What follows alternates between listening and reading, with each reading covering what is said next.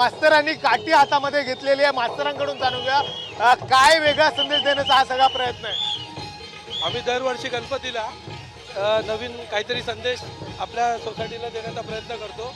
यावेळी वरळी फाउंडेशनच्या वतीने आम्ही मराठी शाळा वाचवा हा संदेश पूर्ण जगाला देण्याचा प्रयत्न करतोय।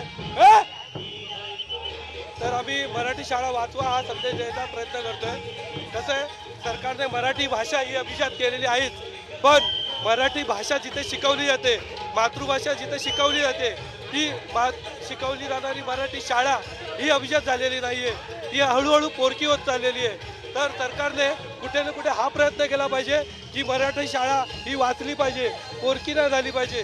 जर मातृभाषा नसेल तर पुढे काही करू शकत नाही आपण, आणि मातृभाषेमधून शिक्षण घेतलं। मातृभाषा खरं तर वाचली पाहिजे यासाठी हा वेगळा प्रयत्न आहे।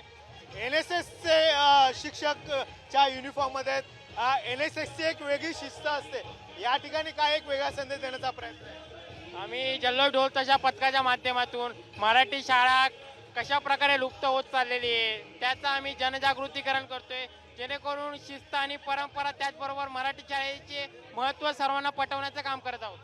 उत्सव आणि परंपरा जपत मराठी शाळा वाचली पाहिजे यासाठी हा सगळा प्रयत्न आहे।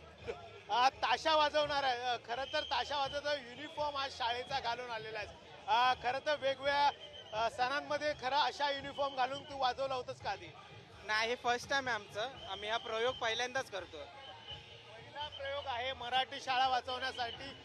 मराठी भाषेला अभिजात भाषेचा दर्जा दिलेला आहे आणि त्यानंतर पुन्हा एकदा एक मराठी शाळा वाचली पाहिजे यासाठी या ढोल ताशाच्या पथकाकडून देखील एक संदेश देण्याचा प्रयत्न आहे तो होताना पाहायला मिळतोय। व्हिडिओ सुशांतसह गणेश कवडे, साम टीव्ही मराठी, मुंबई।